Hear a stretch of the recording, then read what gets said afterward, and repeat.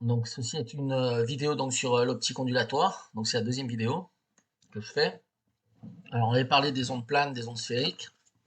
Donc effectivement, je vais donner quelques exemples. Donc une onde plane est une onde qui peut se mettre sous la forme ψ0 cosinus k scalaire r moins oméga t plus phi0. Donc ici c'est la phase globale de mon onde. Alors on va considérer une onde donc sous la forme ψ de x, y, z égale ψ0 exponentielle i 5 10 puissance 6 z fois exponentielle i 3x plus 4y 10 puissance 6. Donc la question c'est, cette onde peut-elle se mettre sous la forme donc ψ0 exponentielle k scalaire r? Eh bien si vous prenez le vecteur d'onde k, donc qui a trois composantes kx, ky, kz, donc sous la forme donc du triplet du vecteur 3, 4, 5, 10 puissance 6 radians par mètre, et r sous la forme x, y, z, eh bien vous voyez que effectivement vous avez le produit scalaire k scalaire r qui apparaît, et donc ceci est une onde plane. Donc effectivement on va voir un autre exemple où on va voir une décomposition à faire pour pouvoir retrouver une onde plane. Alors je vous donne donc cette onde, donc sous la forme ψ de x, y, 0 égale ψ0 plus ψ1 cosinus 2pi x sur 1. Bien, cette onde peut se mettre en utilisant la décomposition eulérienne du cosinus, autrement dit exponentialité θ, cosinus θ, c'est exponentialité θ plus exponentielle moins i θ sur 2. Autrement dit, le cosinus de 2pi x sur a, ça va être égal à exponentielle 2i x sur a plus exponentielle moins 2i x sur a sur 2. Donc je décompose en utilisant la formule de l'air ce cosinus, et j'obtiens donc que ma fonction d'onde se met sous la forme ψ de x, y, z, x, y, 0 est égal à ψ0 plus ψ1 sur 2 exponentielle 2i x sur a, plus ψ1 sur 2 exponentielle moins 2i x sur a. D'accord? Alors, donc ψ1 sur 2 exponentielle 2i x sur a, ben, on peut le mettre sous la forme, donc si on prend le vecteur d'onde k1 qui est égal à 2pi sur lambda fois alpha 1, où alpha 1 égale lambda sur a, 0 pour la deuxième composante en y, et gamma qui vaut racine de 1 moins lambda 2 sur a2. Ok. Pour ψ2, ben, pour ψ1 sur 2 qui est le symétrique en fait, exponentielle moins 2i x sur a, ben, on remarque qu'on peut le mettre sous la forme, donc ψ1 sur 2 exponentielle 2i pi sur lambda facteur de moins lambda sur a plus 0 fois y plus 0 fois z, là. D'accord? Et bien le vecteur dans le K se met sous la forme 2pi sur lambda, alpha 2 égale moins lambda sur a, 0, gamma égale racine de 1 moins lambda 2 sur a2. Voilà. Donc en fait on a décomposé une onde pour pouvoir la mettre sous la forme d'une superposition d'ondes planes. Alors, une onde sphérique, je vous rappelle, on peut avoir par exemple une onde de type ψ de x, y, z égale ψ0 exponentielle moins i pi x carré plus y2 sur lambda b fois exponentielle i de pi a x moins a, je crois, sur lambda. Donc ceci est une onde sphérique. Une onde plane donc se met sous la forme ψ de r et de t égale ψ0 exponentielle i k scalaire r moins oméga t plus ψ0. On peut enlever, enfin, on peut décomposer en partie spatiale et partie temporelle. Autrement dit, se met sous la forme ψ de r exponentielle moins i oméga t fois exponentielle i phi 0, où r est le vecteur position, donc r qui a pour coordonnées x, y, z. Alors k scalaire r sera égal à kx plus ky, y plus kzz. Notre vecteur d'onde k étant égal à 2pi sur lambda, donc facteur de alpha, bêta, gamma. Alors k scalaire r est égal à 2pi sur lambda, alpha x plus bêta y plus gamma z.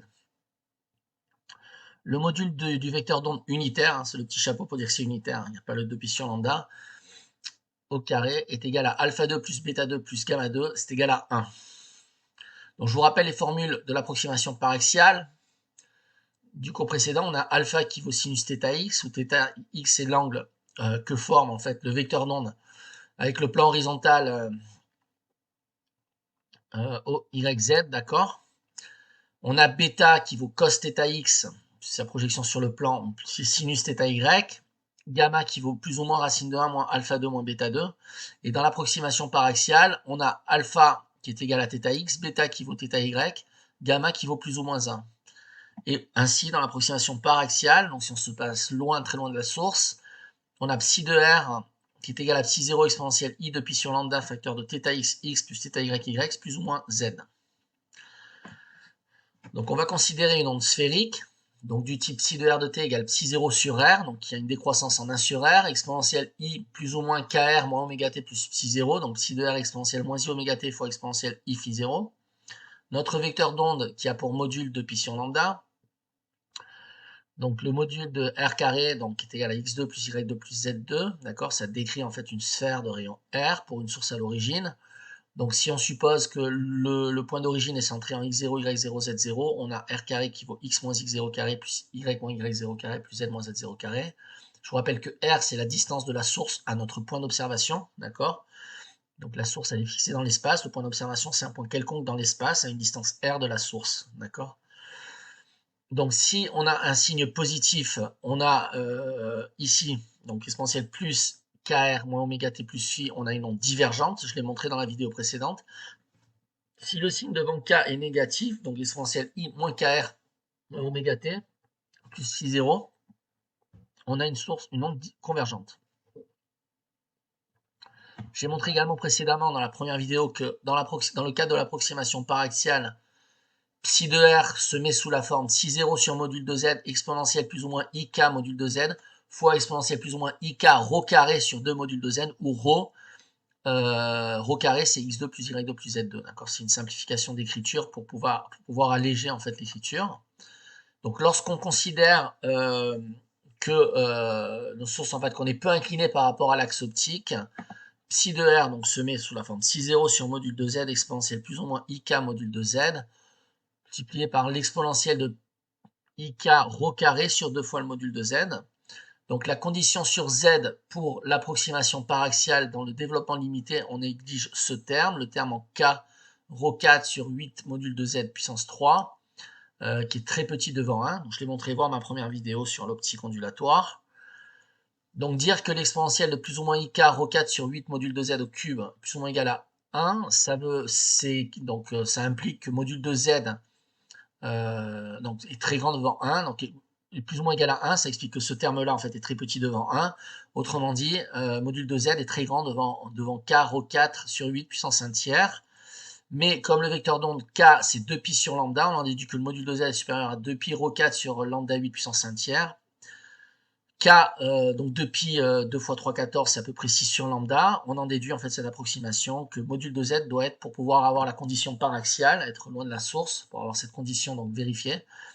Donc il nous faut que module de z soit supérieur à rho 4 sur module de lambda puissance 1 tiers. Ok? Donc ça c'est effectivement, on va chercher donc la condition sur z pour considérer qu'on passe d'une onde sphérique, qu'on passe à une onde sphérique dans l'approximation paraxiale. Donc c'est quelques exemples de calcul numérique, donc avec ρ2 qui vaut x2 plus y2.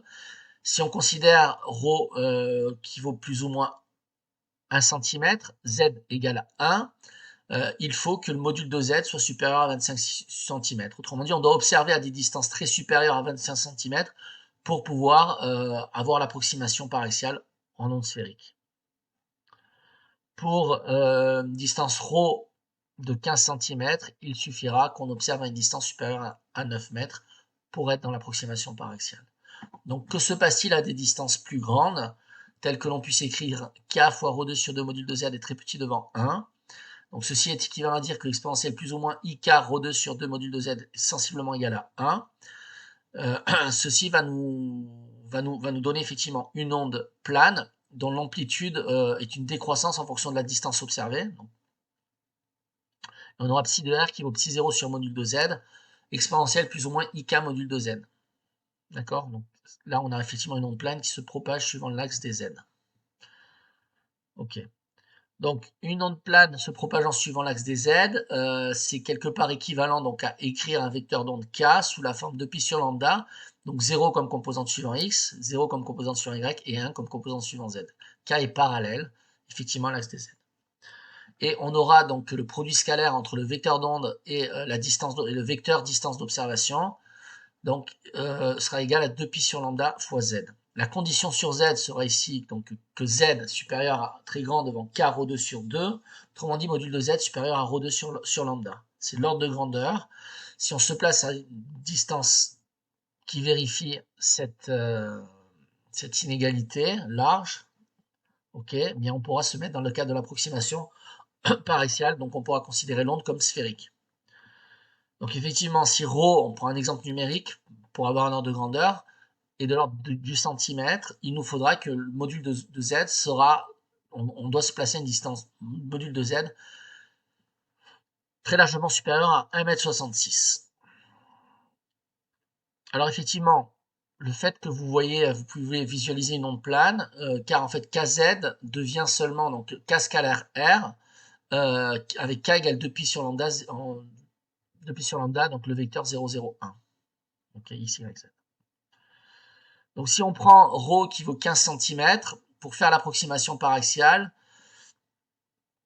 pour que l'onde sphérique devienne, voilà, devienne une onde plane, il faudra que le module de z soit supérieur à 37 km. Alors je vous ai tracé un diagramme, un schéma ici, où on a une approximation, on a donc une source, suivant que l'on se trouve proche, moyen ou loin de la source, on aura donc une considération en onde sphérique ou en onde plane. Donc pour un champ proche, on a effectivement une onde sphérique, donc sans approximation par axiale, autrement dit psi de r sera de la forme psi 0 sur r exponentielle plus ou moins i kr, où r est la racine carrée de x2 plus y2 plus z2. Pour en bleu clair, donc ça c'était en orange, donc on est proche de la source. En bleu clair, on va obtenir une onde qui aura une surface d'onde de ce type-là. Module de z est très grand devant ρ puissance 4 sur lambda puissance 1 tiers. On est dans le cas d'un champ moyen de l'approximation par axiale. Et psi de r se mettra sous cette forme.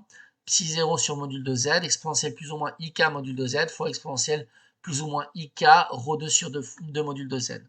Avec ρ carré égale x carré plus y carré. Dans le cadre d'un champ lointain, donc ici en violet, donc on a le module de z qui est très grand devant ρ2 sur lambda, et on a une onde plane. Donc l'onde sphérique est approximée en onde plane, et on aura donc psi de z sera de la forme psi 0 sur module de z exponentielle plus ou moins ik module de z. Donc maintenant se pose le problème, la question de calculer l'intensité de mon onde lumineuse, donc sachant que effectivement l'oscillation du champ électrique varie très rapidement, on ne peut pas mesurer l'amplitude, de l'onde, mais la quantité d'énergie, on peut la mesurer effectivement à travers des capteurs sensoriels, car en fait cette quantité d'énergie a une répartition spatiale. Alors intensité d'une onde. L'intensité permet de quantifier donc les phénomènes d'optique. Ce qu'on mesure, c'est l'énergie transmise à la matière. Donc l'énergie de Ponting instantanée. Je ne fais pas un cours sur le vecteur de Ponting, je l'ai largement explicité dans les vidéos que j'ai fait sur l'électromag. Donc voir ces vidéos, cours et exercices. Donc ce vecteur de Ponting, donc le flux de ce vecteur de Ponting qui correspond à l'énergie électromagnétique, puisque je vous rappelle que l'onde lumineuse est considérée comme une onde électromagnétique. Donc cette énergie instantanée dépend du temps, varie à la même fréquence que les oscillations du champ électrique. Donc je vous rappelle, dans le visible, on a un champ électrique qui varie à peu près à 10 puissance 14 Hz dans le visible. C'est-à-dire qu'en une seconde, le champ électrique varie 10 puissance 14 fois, ce qui est énorme. Donc avec un détecteur, qu'est-ce qu'on peut faire? On peut faire une accumulation d'énergie avec un temps d'intégration de l'ordre de la nanoseconde. C'est ce qui est possible du point de vue expérimental. Donc, sachant que 10 puissance 14 Hz, ça correspond à une périodicité de 10 puissance moins 14 secondes. L'onde, si on fait une intégration de l'ordre du nanomètre, de la nanoseconde, c'est-à-dire 10 puissance moins 9 secondes, eh bien l'onde va varier 10 puissance 5 fois pendant la nanoseconde. C'est-à-dire pendant le temps d'intégration, on va observer 10 puissance 5 périodes. L'intensité est une moyenne temporelle de la norme du vecteur de Ponting. Donc on peut la calculer comme suit. Si on note taux, notre temps d'intégration de notre capteur, on va avoir I qui va être égal à 1 sur taux, l'intégrale de 0 à taux, de la valeur moyenne du vecteur de Ponting. Ok, donc valeur moyenne temporelle. Donc effectivement, le temps d'intégration, c'est équivalent à un temps d'accumulation de charge pour pouvoir mesurer en fait le nombre de photons qui est transporté en un point de l'espace, qui passe en un point de l'espace par notre champ électromagnétique, notre onde lumineuse. Donc le vecteur de Ponting, vous le savez, hein, c'est la valeur moyenne, c'est E vectoriel B sur mu0. Donc mu0, la permittivité du vide, perméabilité magnétique du vide. Donc l'intensité se calculera comme suit, ça sera égal à 1 sur taux, le temps d'intégration, l'intégrale entre 0 et le temps d'intégration taux, du module de E vectoriel B sur mu0 dt. Donc si on a une onde transverse, pour une onde transverse, le champ électrique est orthogonal au champ magnétique, et donc le produit vectoriel entre le champ électrique et le champ magnétique est égal au produit entre les normes des différents champs, donc c'est égal au produit du champ électrique par le champ magnétique. Pour une onde progressive sinusoïdale, on aura donc le champ électrique est égal à C fois le champ magnétique, où C est la célérité de la lumière. Donc dans le cas d'une onde plane, E de R et de T se mettra sous la forme donc E0 cosinus K scalaire R moins oméga T plus phi0, phi étant une phase à l'origine. B de R et de T sera égal à B0 cosinus K scalaire R moins oméga T plus phi0. Donc E égale CB0, E égale CB. On en déduit donc que I est égal à 1 sur taux. L'intégrale entre 0 et taux de E0 carré cosinus carré de K scalaire R moins oméga T plus phi0 sur C, la célérité de la lumière, fois mu0 permittivité du vide dt. Autrement dit, I qui est égal à 1 sur taux C mu0 E0 carré, l'intégrale de 0 à taux de cosinus carré de K scalaire R moins oméga T plus phi0 dt. Donc si on a, donc je vous ai représenté effectivement, bon, c'est pour calculer la valeur moyenne du cosinus carré, c'est tout simplement 1,5. On a énormément d'oscillations sur un temps d'intégration entre 0 et taux. Le cosinus il varie entre 0 et 1 de manière quasi instantanée. Bien, donc la valeur moyenne du cosinus carré c'est 1,5. On a 10 puissance 5 périodes, effectivement, sur un temps d'intégration de l'ordre de la nanoseconde, puisqu'on a une périodicité de 10 puissance moins 14 secondes. Ok. Donc l'intensité est proportionnelle au module carré du champ électrique sur 2C mu0. Donc en optique, on mesure en fait des tâches lumineuses. Ce qui nous intéresse, c'est la grandeur, la grandeur relative des tâches qui sont lumineuses que l'on observe. Donc I sera égal à E0 carré, donc psi 0 carré. Donc on veut effectivement la répartition de l'intensité sur un écran. On veut savoir si en un point donné, c'est plus ou moins brillant qu'en un autre point. Voilà. Donc en notation complexe, I est égal au module de psi carré. Donc on va maintenant traiter l'interférence entre deux ondes. Donc ce qui va nous permettre de calculer l'intensité résultante de la superposition de deux ondes. Donc l'interférence entre deux ondes, ce n'est rien d'autre que la superposition de deux ondes. Et on parlera ensuite d'interférence cohérente, destructive, on va voir ça tout de suite. Donc interférence entre deux ondes, amplitude de l'onde résultante. Donc on considère deux ondes, une onde de psi 1 et une onde de psi 2. Qui ont chacune respectivement vecteur d'onde K1 et K2, donc K1 qui est 2pi sur lambda, alpha 1, bêta 1, gamma 2, et K2, 2pi sur lambda, alpha 2, bêta 2, gamma 2. On voit que ce sont effectivement deux ondes qui ont la même pulsation, puisque même longueur d'onde, lambda. Donc deux ondes monochromatiques de même longueur d'onde, donc pulsation, fréquence. En notation complexe, donc psi 1 sera égal à psi 0,1 exponentielle I15 scalaire R moins oméga t plus phi 1. Psi 2 sera égal à psi 0,2 exponentielle I K2 scalaire R moins oméga T plus phi 2. R, c'est toujours le vecteur position, donc il correspond aux coordonnées entre l'origine de notre repère et le point d'observation, donc ne dépend pas des ondes, hein. C'est le même pour toutes les ondes.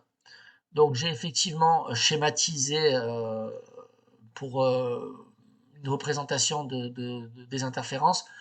Donc on a K1 donc en violet qui est la direction de propagation de mon onde 1, K2 en orange qui est la direction de propagation de mon onde Z. On a effectivement le point M où on cherche à mesurer l'interférence en fait entre ces deux ondes, d'accord. C'est le vecteur position origine, hein. Donc le vecteur position, autrement dire la distance entre l'origine du repère et le point d'observation. M est un point d'observation, d'accord. Et on cherche à mesurer l'interférence en ce point d'observation. Donc l'onde résultante sera égale à, donc, à psi 0,1 exponentielle I K1 scalaire R moins oméga T plus phi 1 plus psi 0,2 exponentielle I K2R moins oméga T plus phi 2.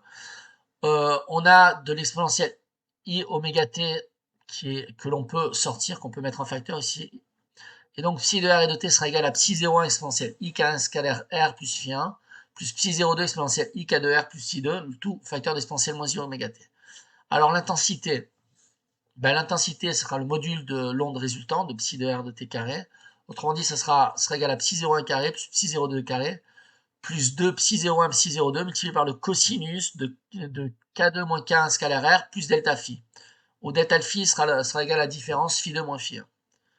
Donc remarque, donc je vous fais cette remarque, c'est simplement un rappel, si vous avez deux nombres complexes, Z1 et Z2, le module de Z1 plus Z2 carré, c'est égal au module de Z1 carré plus module de Z2 carré, plus deux fois la partie réelle de Z1, Z2 étoile. Z2 étoile étant le conjugué de Z2. I est égal à psi 0,1 carré, donc l'intensité lumineuse de l'onde 1, I2 qui est égal à psi 0,2 carré, l'intensité lumineuse de l'onde 2, psi 0,1 la racine de I1, psi 0,2 la racine de I2, on aura I qui sera égal à I1 plus I2, qui sera en fait notre éclairement moyen, hein, plus un terme, donc ce sera le préfacteur, notre éclairement moyen, donc l'intensité des interférences grand I sera donc égale à donc, au produit de l'éclairement moyen, on dit I1 plus I2, facteur de 1 plus 2 racines de I1 I2 sur I1 plus I2, le tout multiplié par cosinus de K2 moins K1 scalaire R plus delta phi, la variation, la différence de phase entre mes deux ondes. Ok, on va définir ainsi le contraste des interférences, C comme étant égal à 2 fois la racine de I1 I2 sur I1 plus I2. Ce contraste, bien évidemment, varie entre 0 et 1. On va définir une valeur minimum qui sera égale donc à I0 facteur de 1 moins le contraste, dans le cas d'onde plane, hein, bien évidemment. Une valeur maximum, Imax est égal à I0 facteur de 1 plus C. Donc le contraste sera égal à Imax moins Imin sur Imax plus Imin. Donc 2 racines de I1 I2 cosinus de K2 moins K1 scalaire R plus la variation de phase. Donc ceci est un terme d'intensité mutuelle qui va contenir en fait nos interférences, avec delta phi qui est le déphasage total entre les ondes en radians, qui se calcule comme K2 moins K1 scalaire R plus delta phi 0. Delta phi 0, donc le déphasage entre les ondes dû à la différence de phase à l'origine, donc phi 2 moins phi 1, avec K2 moins K1 scalaire R qui vaut 2 pi sur lambda, alpha 2 moins alpha 1 X plus bêta 2 moins bêta 1 Y, plus gamma 2 moins gamma 1 Z. Donc ce déphasage étant dû à la différence de chemin optique entre les deux ondes. Voilà. Donc delta sera égal à n fois alpha 2 moins alpha 1 plus bêta 2 moins bêta 1 Y plus gamma 2 moins gamma 1 Z, avec delta phi qui vaut 2 pi sur lambda delta, 2 pi sur lambda 0, parce que c'est la longueur d'onde dans le vide, d'accord. Donc en fait c'est notre différence de phase en radians, qui sera donc égale à 2 pi sur lambda delta, et je vous rappelle que l'indice du milieu n peut se calculer comme étant le rapport de lambda et de lambda 0. Lambda étant la longueur d'onde dans le milieu considéré, lambda 0 la longueur d'onde dans le vide. Delta étant la différence de chemin optique en mètres. Ok, donc à partir de là, on peut définir ce que l'on appelle l'ordre d'interférence petit p. Donc puisqu'on a mis notre différence de phase delta phi sous la forme 2 pi sur lambda fois delta, où delta est le chemin optique, donc on va dire que ce delta phi, cette différence de phase, est un multiple de 2 pi, donc pi étant un entier, pouvant être un entier ou un demi-entier, où P sera égal à delta sur lambda, d'accord. Donc si P est entier, on aura une intensité maximum, et on parlera d'interférence constructive, car effectivement le cosinus de Pp sera égal à 1, et si P est demi-entier, on aura une interférence destructive, car Pp sera égal à K fois pi sur 2, et le cosinus sera égal à 0. Alors maintenant, quelle est la forme des interférences que l'on observera à une distance d'observation m, si on place un plan, si on place, voilà, qu'est-ce qu'on observe en termes de forme d'interférence. Donc à une distance z donnée de la localisation des interférences, donc la localisation des interférences de même intensité va être donnée par alpha 2 moins alpha 1 x plus bêta 2 moins bêta 1 y constant. Donc on veut un déphasage constant. Eh bien, ceci, ce n'est rien d'autre que l'équation d'une droite en cartésienne. Donc on observera alors des franges rectilignes, donc une succession de bandes lumineuses, brillantes et sombres. Donc je vous fais remarquer que I donc, pourra se mettre donc, sous la forme I0 facteur de 1 plus C cosinus delta phi pour delta phi donc stable. Donc ce sera ici un invariant constant dans le temps. Et on aura ce qu'on appelle des ondes cohérentes. Si delta phi varie rapidement, on aura une intensité qui sera moyennée comme étant la valeur moyenne de I0 facteur de 1 plus C cosinus delta phi, c'est étant notre facteur de contraste, donc ce sera égal à, donc, à I0 facteur de 1 plus C fois la valeur moyenne du cosinus de delta phi. Autrement dit, ce sera égal à I0, donc autrement dit à la somme des intensités lumineuses. Donc on observe la somme des intensités individuelles de chacune des ondes observées, et on parlera à ce moment-là d'ondes incohérentes. Les ondes sont incohérentes car elles n'interfèrent pas entre elles, puisqu'on somme tout simplement les intensités. Il n'y a pas de facteur de contraste d'interférence, ou facteur de contraste est minimum. Donc interférence entre deux ondes sphériques. Donc je vous ai représenté là sur un schéma effectivement deux ondes sphériques, donc avec deux sources, source bleu clair, bleu foncé, et on s'intéresse à l'interférence au point M, donc point M de l'espace quelconque. Donc on observe effectivement en M donc la superposition de deux ondes. Le vecteur d'onde K sera égal à 2pi sur lambda, R1 qui est égal à 1 sin M différent de R2 qui est égal à S de M. Psi1 sera égal à psi01 sur R1 exponentielle I plus ou moins K R1 moins oméga t plus phi 1. Psi2 sera égal à psi02 sur R2 exponentielle I KR moins oméga t plus phi 2. R1 qui vaut donc la racine de carré de x1 carré plus x2 carré plus y2 carré plus y1 carré plus z1 carré, et R2 qui sera égal à la racine carrée de x2 carré plus y2 carré plus z2 carré. On aura donc psi1 qui se met sous la forme psi01 sur module de z1 exponentielle i plus ou moins k module de z fois plus k fois ρ1 carré sur 2 module de z1 exponentielle moins i oméga t plus phi 1. Et psi2 qui se mettra sous la forme psi02 sur module de z2 exponentielle ik module de z2 plus k rho carré sur 2 module de z2 exponentielle moins i oméga t plus phi 2.